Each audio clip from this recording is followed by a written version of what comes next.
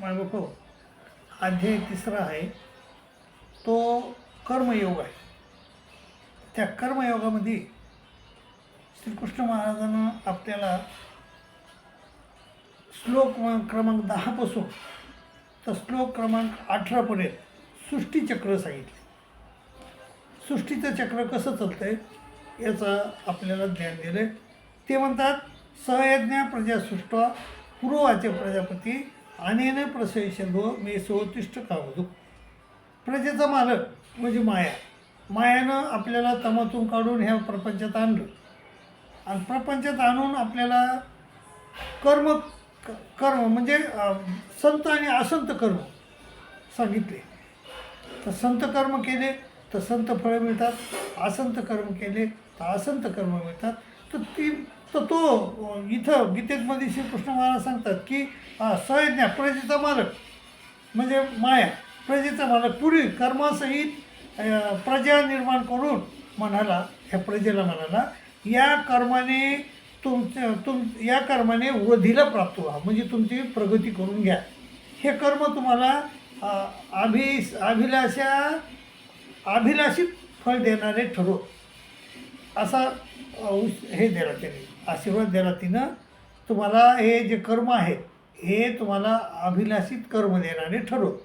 आणि पुन्हा म्हणले की देवान भाव येतानेनं दुसऱ्या श्लोकात ते 11व्या श्लोकात ते म्हणतात देवान भाव येतानेनं ते देवा भावून तेव्हा परस्परम भावंत श्रेयपरम वापसित. या कर्माने या यज्ञाची कर्माने देवताची संभावना करा, देवतेला प्रसन्न करून घ्या आणि त्या देवताची प्रतिष्ठा वाढवा आणि ते देवता तुम्हाला तुमची समृद्धी करतील, तुम्हाला समृद्धी धन धान्य समृद्धी करतील आणि तुम्ही त्यांची आराधना करा, ती तुमची समृद्धी करतील आणि तुम्ही त्यांची म्हणजे आराधना म्हणजे दोघं एकमेकाची प्रतिष्ठा करा, दोघं एकांची प्रतिष्ठा करा आणि संभावना करा आणि दोघांचा त्याच्यात फायदा आहे. म्हणजे तुम्ही देवतेची हे करा, भक्ती करा, देवतेची प्रतिष्ठा करा, मग देवता तुम्हाला धनधान्य विपुल धनधान्य देतात आणि तुम्हाला सुखी ठेवतात. आणि तिसरी गोष्ट पुन्हा म्हणले ते की इष्टान भोगानी ओ देवा दास्यन्ते यज्ञ भाविता तैर दत्तान प्रदाय एव भुंगतेच ते न सेवा. आणि हे यज्ञरूप कर्मांनी संभावित केलेले देव, यज्ञ तुम्ही कर्म केले, यज्ञानं तुम्ही संभावित केलेले म्हणजे यज्ञानं प्रसन्न केलेले देव तुम्हाला अभिष्ट फळे देतील आणि त्याने दिलेले फळं, त्याने दिलेला जो भोग आहे तो त्यांना दिल्याशिवाय जो स्वतःच भोगितो तो चोर आहे, तो खरा त्याला चोर म्हणतात. म्हणून थोडंफार तरी म्हणजे याचा अर्थ असा झाला की आपल्याला तर देवता कुठं सापडणार आपल्याला द्यायला, परंतु आपण त्याच्या तीर्थ कर्म केले पाहिजे असं सृष्टीचक्रात सांगितलं देवानं की त्या देवता येतात, देवतेसाठी आपण काहीतरी खर्च करायला पाहिजे. देवतेसाठी म्हणजे आपण आता हे अन्य लोक यज्ञ हे करतात, सप्ताह करतात, त्या सप्ताहासाठी पण आपण थोडं त्या सप्ताहात सहभागी होऊन त्या सप्ताहाला मदत केली पाहिजे. आणि जर ती केली नाही तर ते स्वतःसाठी जर तुम्ही सगळं वापरलं तर त्याला चोर म्हणलेलंही देवानं. तर पुन्हा काय म्हणतात देव, यज्ञ शिष्ट अशी नसून तो मुच्यंते सर्व किलबिचे भुंजेते ते तुम पापा हे पचन्त्यात्मकार. आणि हे तुम्ही दिलेली समृद्धी आहे त्या समृद्धीमधून तुम्ही देऊन जे तुम्ही उरलं आणि उरलेलं जर तुम्ही खाताल ना, उरलेल्याचा जर तुम्ही उपभोग घेतात तर तुम्ही सर्व पापातून तुमची निवृत्ती होईल, तुमचे पाप सगळे त्या शाळण होतात तुम्ही.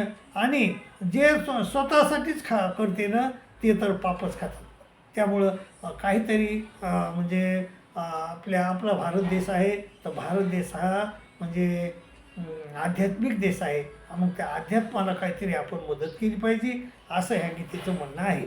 आणि पुन्हा काय म्हणतात पुढच्या श्लोकात म्हणतात अन्नात, आता इथून हे सांगितलं ते अन्नात भवन्ति भूतानी पर्जन्यादन संभव यज्ञात भवती पर्जन्यो यज्ञकर्म समुद्भव. अन्नामुळं प्राण्याची उत्पत्ती होती आणि अन्न पावसामुळं होतं आहे, पाऊस यज्ञानं पडतो आणि यज्ञ कर्मामुळे होतात म्हणजे आपल्याला. आणि कर्म जे आहेत ते यज्ञातून आपल्याला कळतात. या वेदातून कळतात.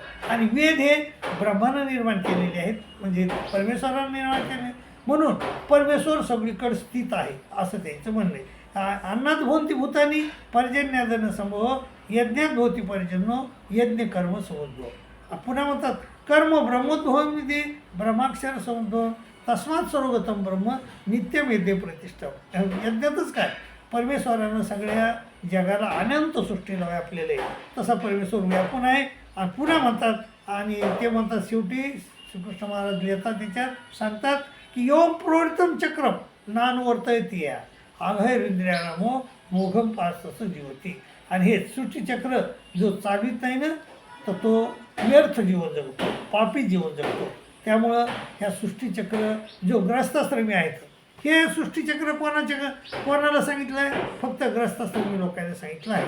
पण ग्रस्ताश्रमात असून देखील जे संन्यासी आहेत, जे संन्यासाप्रमाणे वागतात ते आणि जे परमेश्वराचं चिंतन करतात, जे अध्यात्मात आहेत आणि ते अध्यात्मात आहेत, आणि त्या लोकांसाठी हे चक्र नाही.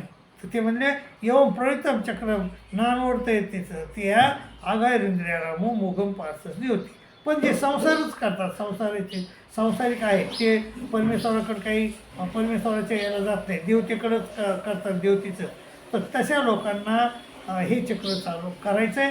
आणि त्यांनी जर हे आचरलं नाही तर ते मग व्यर्थ जीवन जगतात.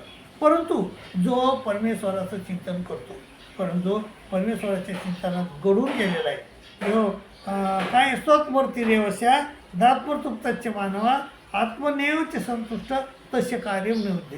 जो माणूस मात्र परमेश्वर चिंतनात घडून गेलेला आहे, त्या परमेश्वरासाठीच कर्मे करतो. मग परंतु जो मानव परब्रह्मात आहे आणि आत्मतृप्त आहे, आता या जगात त्याचा केल्याने आणि नाही केल्याने कोणताच काहीच त्याचा काहीच प्रयोजन नाही. त्याला ह्याच्यात काही म्हणजे ह्या सृष्टीचक्र नाही आचरलं तरी त्याला जमते. सृष्टीचक्र त्याला आचरण्याची गरज नाही, आणि तो परमेश्वर भक्त असल्यामुळे तो आचरित बी नाही. आणि असा माणूस मात्र नैव तसे कृतेनार्थो ना कृतेने कश्चन न तास्य सर्वभूतेषु कश्चित दर्तव्य पाश्रय. त्याला कोणताही कर्म राहत नाही, कोणतंही त्याच्यामागं भानगड राहत नाही. त्यामुळे अर्जुना श्रीकृष्ण महाराज म्हणले, अर्जुना तस्माद सक्त सतत कार्यम कर्म समाचार आसक्तो ह्याचरम कर्म परमाप्त पुरुषा. त्याकरता अर्जुना तू अनासक्त हो, निरंतर कर्म कर, करण्याजोगे कर्म कर. कारण अनासक्त पुरुष कर्माचे आचरण करीत श्रेष्ठ दशेत प्राप्त होतो. आणि इथं जो माणूस म्हणजे त्याला परमेश्वराच्या चिंतनामध्ये घडून गेलेला आहे, तर तो माणूस तो म्हणजे परमेश्वर चिंतन करता करता योग्य चांगल्या दशेस प्राप्त होतो. अनुभव आपल्याला देखील ह्या संसार चक्र आचरण्याची गरज नाही. जर परमेश्वर चिंतन तुम्ही करत असता आणि देवतेकडेच जात असता, तर देवतेचं मग देवतेकडे जर गेलात तुम्ही, तर तुम्हाला ते सृष्टीचक्र तुम्हाला फॉलो करावं लागेल, त्या सृष्टीचक्राप्रमाणे वागावं लागेल. पण जर तुम्ही परमेश्वर चिंतनात घडून गेलेले असतात, परमेश्वरासाठीच कर्म करत असतात, तर तुम्हाला हे चक्र करायची गरज नाही. बघा, तुम्हाला म्हणजे त्या देवतेकडे जायचं आहे, देवतेच्या याच्यात जाऊन सृष्टीचक्र आचरायचं आहे का परमेश्वराचं चिंतन करून त्या सगळ्यातून मुक्त व्हायचं. कोणता बी एक मार्ग तुम्ही निवडू शकता आणि तो तुम्हाला ते तसं स्वातंत्र्य देवानं दिलेलं आहे, आणि तुम्हाला कोणताही मार्ग निवडा. पण माझं असं मत आहे की तुम्ही परमेश्वराचा मार्ग निवडा आणि परमेश्वराच्या चिंतनात घडून राहा, म्हणजे तुम्हाला हे बाकी करण्याची गरज नाही. दंडोत प्रणाम.